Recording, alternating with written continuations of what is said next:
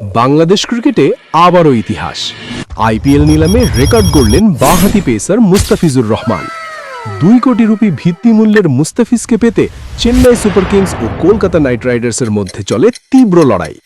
শেষ পর্যন্ত 9 কোটি 20 লাখ রুপিতে তাকে দলে নেয় কলকাতা নাইট রাইডার্স, যা বাংলাদেশি টাকার মূল্যে টাকায় প্রায় 12 কোটি 52 লাখ টাকা।